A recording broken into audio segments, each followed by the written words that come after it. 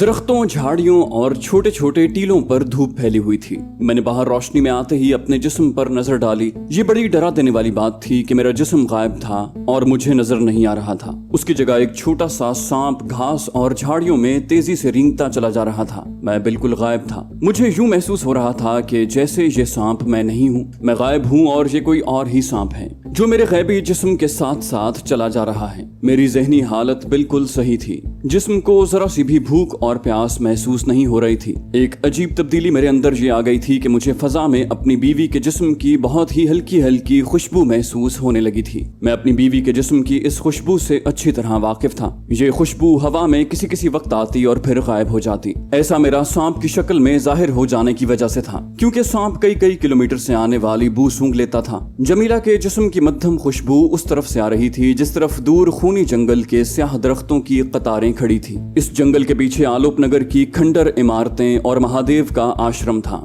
میرا رخ بھی خونی جنگل کی طرف تھا۔ مجھے ایک خطرہ ضرور تھا کہ خونی جنگل میں داخل ہونے کے بعد کہیں وہاں کے زہریلے سانپ ایک اجنبی سانپ کو دیکھ کر مجھ پر حملہ نہ کر دیں۔ میں دیکھ رہا تھا کہ ایک بھورے رنگ کا چھوٹا سانپ بڑی تیزی سے خونی جنگل کے درختوں کی طرف دوڑتا چلا جا رہا تھا۔ سانپ بڑی برق رفتاری سے رینگ رہا تھا۔ مجھے محسوس ہو رہا تھا کہ جیسے میں اس کے ساتھ ساتھ دوڑ رہا ہوں۔ حیرانی کی بات تھی کہ مجھے دوڑنے سے ذرا سی بھی تھکن محسوس نہیں ہو رہی تھی، گویا میں سانپ سے الگ ہو کر اسے رینگتے دیکھ رہا تھا۔ عجیب معمہ تھا جو اس حالت میں میری سمجھ میں نہیں آ رہا تھا۔ خونی جنگل کے درختوں کی قطار دن کی روشنی اور دھوپ میں بالکل سامنے دکھائی دینے لگی تھی۔ میری بیوی کے جسم کی خوشبو ان درختوں کی طرف سے آ رہی تھی۔ یہ بڑی اچھی بات تھی۔ یہ خوشبو مجھے میری بیوی کا سراغ لگانے میں میری مدد کر رہی تھی۔ میں خونی جنگل میں داخل ہو گیا۔ میں سانپ کی شکل میں چاروں طرف غور سے دیکھتا ہوا بے حد چوکنا رہ کر آگے کو رینگ رہا تھا، کیونکہ یہاں بے حد زہریلے سانپ، مگرمچھ اور دلدلیں اور آگے جا کر خونخوار بن مانس بھی آتے تھے جو کسی بھی اجنبی انسان یا سانپ وغیرہ کو ایک سیکنڈ میں ہلاک کر دیتے۔ میں اس بات سے پوری طرح باخبر تھا۔ میں جھاڑیوں کے اندر سے ہو کر رینگ رہا تھا۔ مجھے جنگل کے درختوں، جڑی بوٹیوں اور دلدلوں اور مگرمچھوں کی خاص بو محسوس ہونے لگی تھی۔ میرے اندر سانپ کی تمام حسیات بیدار ہو چکی تھیں۔ ایک جگہ مجھے دلدل کی تیز بو آئی۔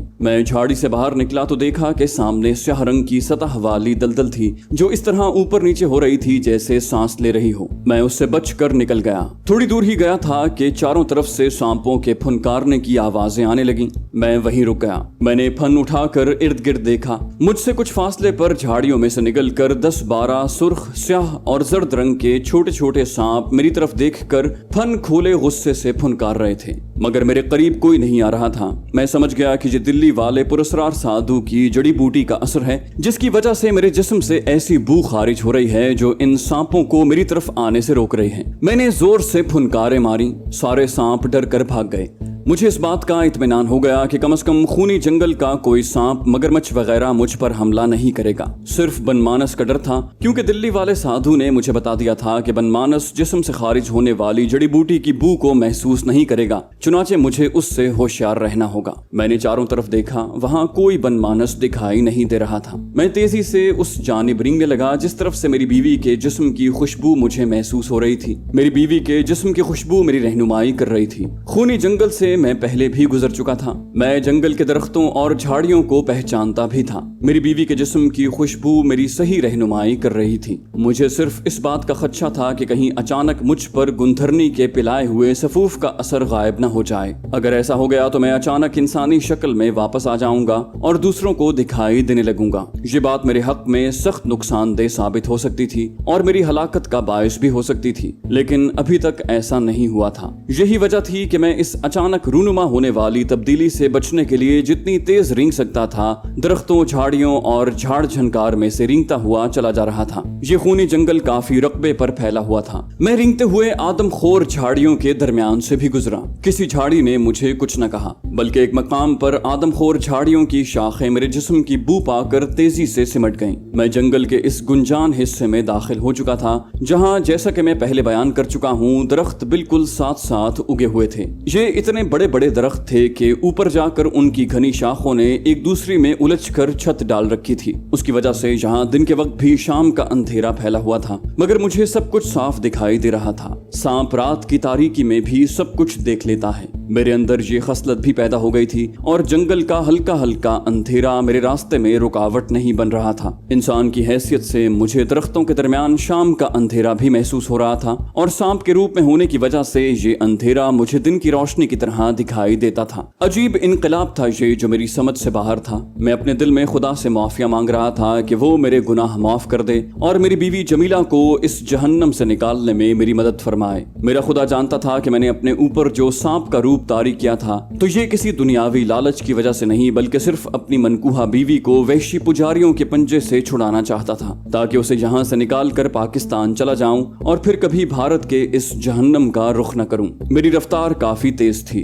मैं इंसानी शक्ल में होता तो इतनी तेज इस किस्म के गुंजान जंगल में नहीं चल सकता था, मगर मैं सांप की शक्ल में था और बड़ी आसानी के साथ झाड़ियों में से रास्ता बनाता, लहराता, रेंगता अपनी मंजिल की तरफ चला जा रहा था। अचानक एक जगह रुककर मैंने फन उठाकर फजा को सूंघा। मुझे अपनी बीवी के जिस्म की खुशबू अपने दाएं जानिब से आती महसूस हो रही थी। मैंने उस तरफ का रुख पकड़ लिया।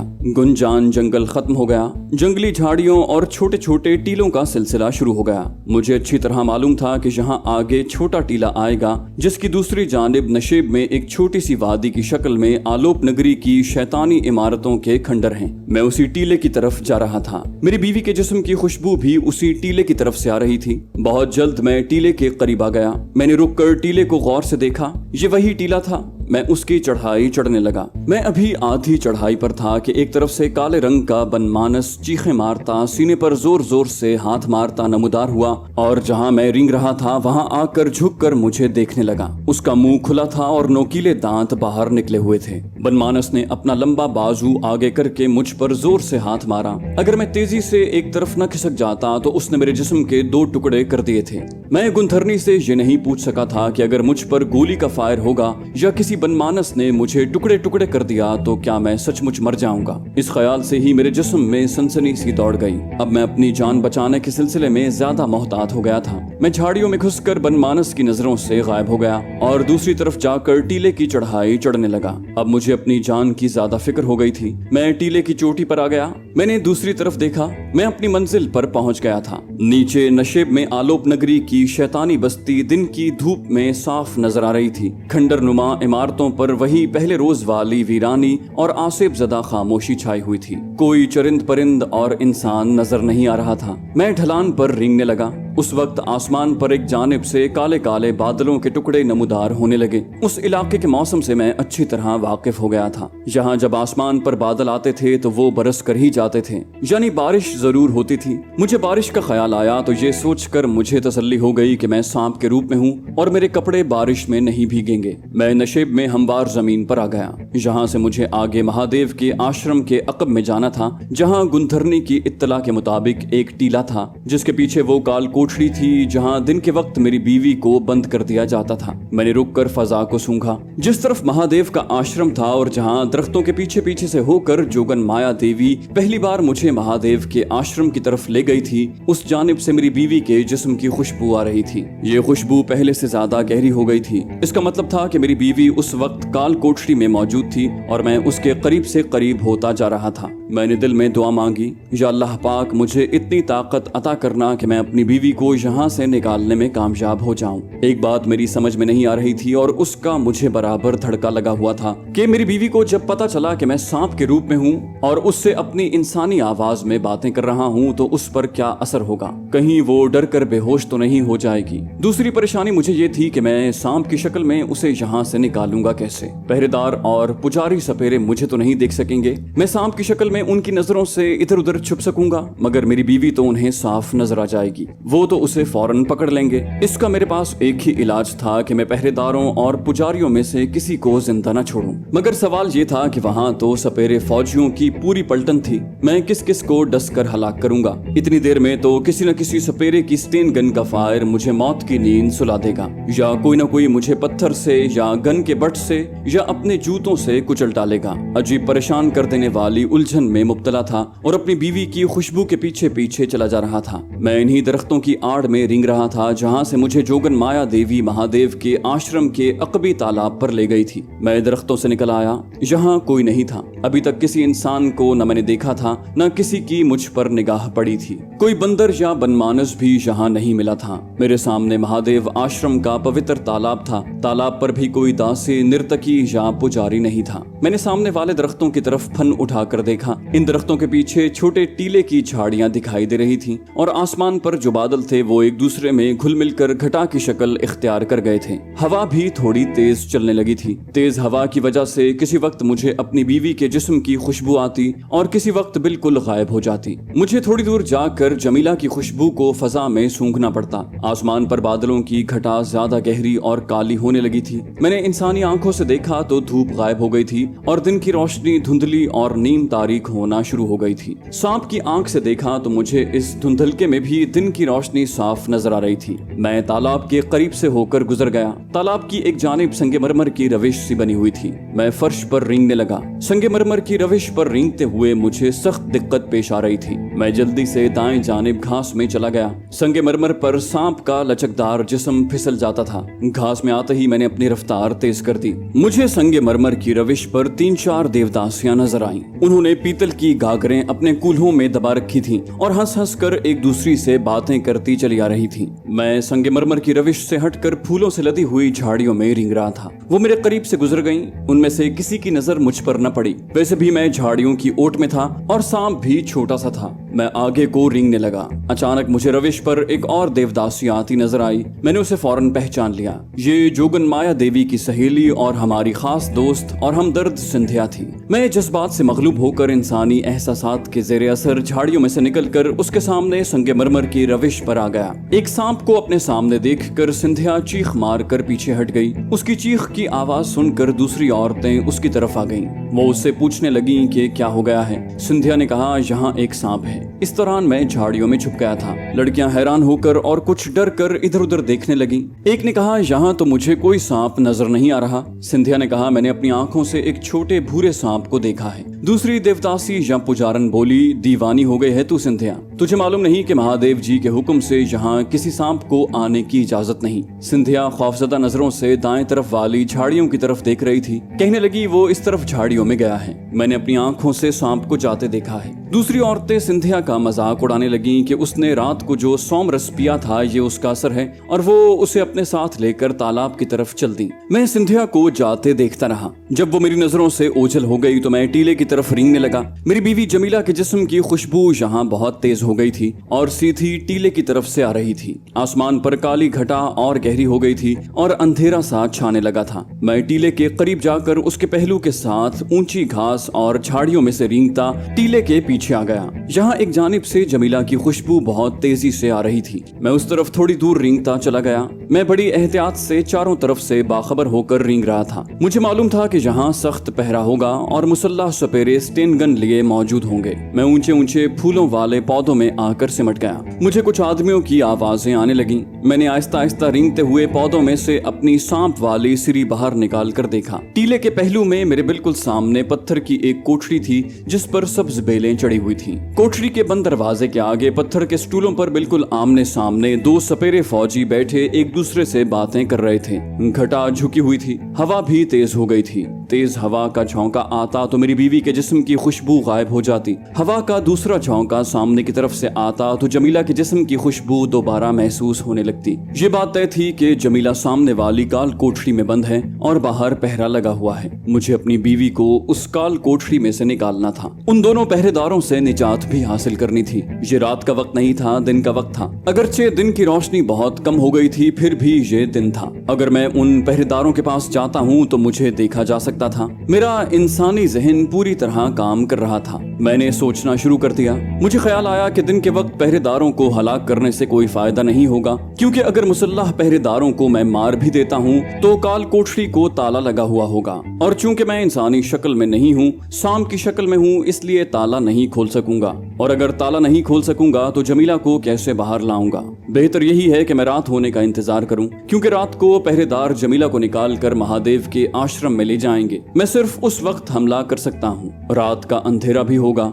मेरी बीवी काल कोठरी से बाहर भी होगी, उस वक्त मेरी कामयाबी यकीनी होगी। ये सोचकर मैंने काल कोठरी की तरफ जाने का इरादा मुलतवी कर दिया और वहीं झाड़ियों में कुंडली मार कर बैठ गया। मैं सांप की शक्ल में कुंडली मार कर झाड़ियों के अंदर घास और शाखों में छुप कर बैठा था और इंसान की हैसियत से अपने आप को झाड़ियों से बाहर भी महसूस कर रहा था। गो कि मुझे अपना जिस्म दिखाई नहीं दे रहा था। काली घटा उसी तरह छाई हुई थी। मुझे झाड़ियों के अंदर छुपे छुपे झाड़ियों के पत्तों पर अपने ऊपर बारिश के कतरों की टिप टिप सुनाई दी। बारिश शुरू हो गई थी, लेकिन अभी टिप टिप की शक्ल में ही थी। घटा का रंग ढंग बता रहा था कि ये घटा टूट कर बरसेगी। मुझे मालूम नहीं था कि जब बारिश होती है तो सांप क्या करते हैं। क्या वो बारिश में ही बैठे रहते हैं या किसी बिल में घुस जाते हैं। ये भी सांप के रूप में मुझे नया तजुर्बा होने वाला था। मैं सांप की हैसियत से बारिश की बूंदों को अपने जिस्म पर महसूस भी कर रहा था और इंसान की गैबी शक्ल में इंसान को भी देख रहा था कि बारिश में सांप क्या करता है। बारिश बूंदाबांदी की शक्ल में होने लगी। मैं बराबर सांप को देख रहा था। सांप ने कुंडली खोल दी और झाड़ियों की मोटी जड़ों के पीछे छुप गया।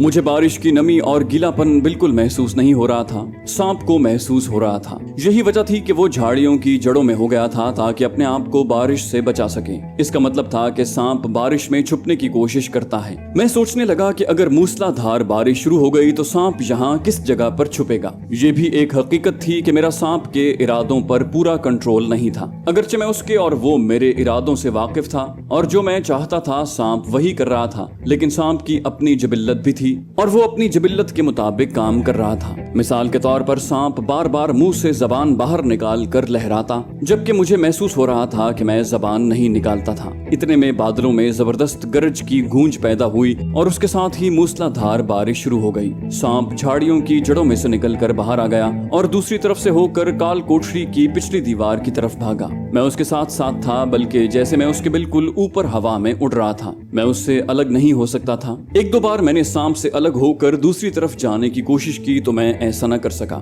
जैसे किसी गैबी ताकत ने मुझे सांप के साथ बांधा हुआ था। मैंने सांप के ऊपर हवा में तैरते और सांप के साथ साथ जाते हुए देखा कि काल कोठरी के बाहर जो दो सपेरे बैठे थे वो उठे और दौड़कर कोठरी के दरवाजे के आगे जो छज्जा सा बना हुआ था उसके नीचे चले गए। इसका मतलब था कि वो उसी जगह पर बारिश से बचकर रहने वाले थे। वो काल कोठरी से दूर नहीं जा सकते थे। सांप कोठरी के पीछे आकर दीवार के साथ साथ रेंगने लगा। ये सब कुछ एक तरह से सांप नहीं कर रहा था, मैं ही कर रहा था। चूंकि मैं सांप से 3-4 फुट अलग रहकर उसे ऐसा करते हुए देख रहा था, इसलिए मुझे महसूस होता था कि ये सब कुछ सांप ही कर रहा था। सांप मेरे इरादों का पाबंद था। एक तरह से मैं उस सांप के अंदर भी था और बाहर भी। ये मेरी जिंदगी का सबसे अनोखा, डरावना और हैबतनाक तजुर्बा था। आप यूं समझ लें कि मेरी जान उस सांप में थी। अगर सांप को कुछ हो जाता तो मैं भी जिंदा नहीं रह सकता था, ये मुझे यकीन था। अगरचे गुंधरनी ने इस सिलसिले में मुझे कुछ नहीं बताया था कि क्या सांप के मर जाने की सूरत में मैं जिंदा रहूंगा या नहीं।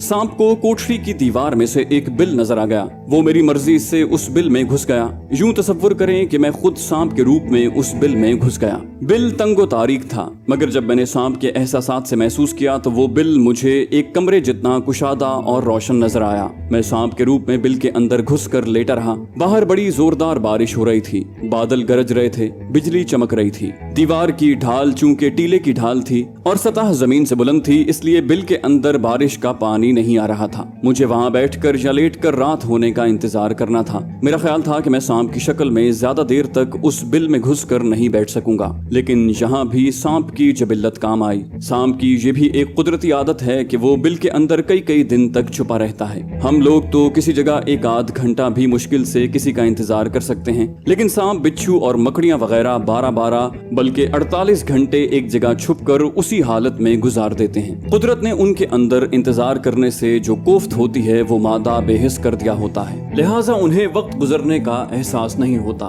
मैं सांप की शक्ल में बिल के अंदर बेहिस्सो हरकत पड़ा रहा। बाहर बारिश होती रही, बिजली चमकती रही, बादल गरजते रहे। ये सोचकर मुझे अजीब सा एहसास हो रहा था कि जिस बिल में मैं सांप के रूप में छुपा हुआ हूँ उसके ऊपर कोठरी के अंदर मेरी प्यारी और मुसीबत ज़दा बीवी जमीला कैदोबंद की हालत में पड़ी हुई है। तो दोस्तों ये थी हमारी आज की एपिसोड। उम्मीद करते हैं आपको हमारी कहानी पसंद आई होगी। जाने से पहले इस वीडियो को लाइक कीजिए और शेयर करना मत भूलिए। कमेंट करके हमें बताइए कि आपको हमारी वीडियो कैसी लगी, और अगर अभी तक आपने इस चैनल को सब्सक्राइब नहीं किया तो इसे सब्सक्राइब कीजिए और बेल आइकन दबाकर ऑल नोटिफिकेशंस ऑन कर लीजिए।